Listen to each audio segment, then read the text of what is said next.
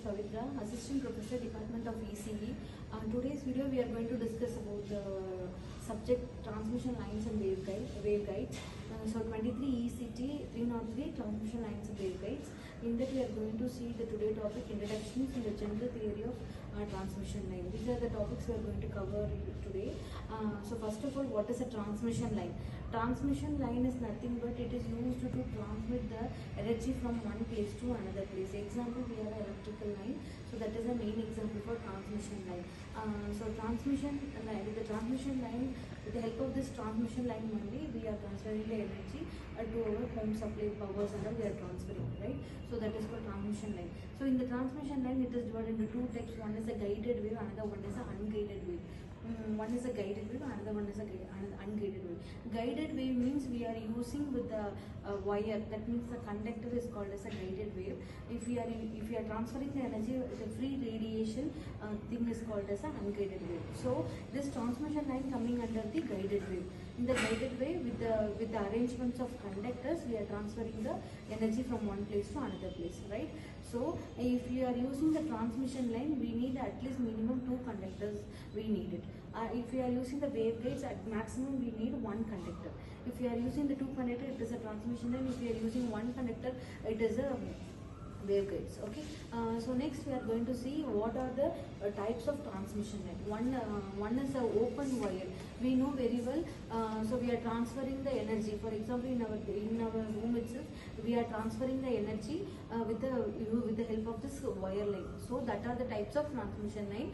First one is called open wire line, and second one is called a cable, and third one is called as a coaxial cable, and fourth one is called as a waveguide. These are the four types of transmission line. We are transferring the energy. Okay, first of all, open cable. This open cable, I can give you the best example is the telephone wire. Telephone cables are coming under the open wire, right? So it have a parallel conductor, so we can transfer through. In that transferring material, we should need only the conductor, because you know very well what is a conductor. Conductor is used to if you are keeping the 2 conductors, means we are transferring through the conductor, so it can only conducts. Right? If you don't, we can't use the insulators because we are going to transferring the energy. So the coaxial cable. So for the open wire, we are having an example for telephone wires and electrical power lines. You know very well. See, this is a tower means. So we have in our home itself, we will have like this. So there will be a parallel conductor to transfer the energy. So these are all coming under the open wire. Next one, another one is a cable. The cable, exactly we are saying about the TV, television. What are we are getting the signal, right? That are coming under the cables, right? Then coaxial cable. The coaxial cable is very important. The coaxial cable we are used in a high voltage. If your energy should not lose anywhere or you should not drop anywhere, means you have to use the coaxial cable.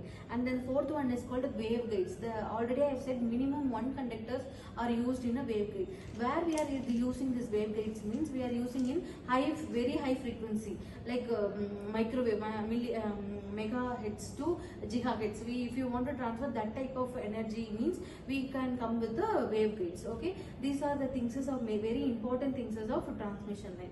And then we are going to see what are the parameters of transmission line. What are the parameters? First one is called resistive, second one is called capacitive, third one is inductive, and fourth one is called conductance.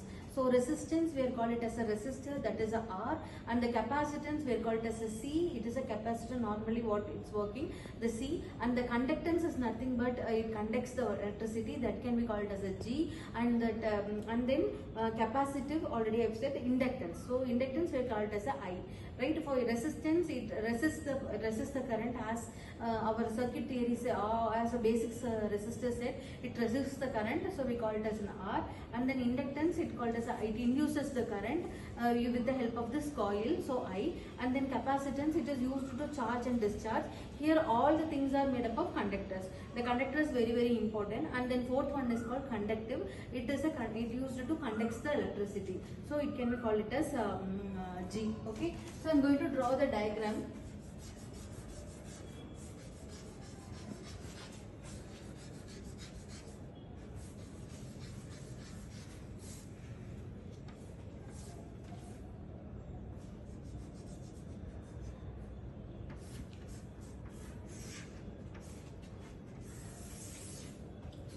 R and this is L and this is R and this is L and then this is G and this is C.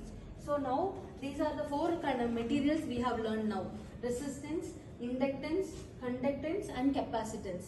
Okay, these are the things that we have learned these are the basic parameter of transmission line. This transmission line is very important. This parameter is also very important. I hope you like this video. We can continue the next topic, that means the general solution or a general solution of transmission line. We can continue in the next video. Thank you for watching.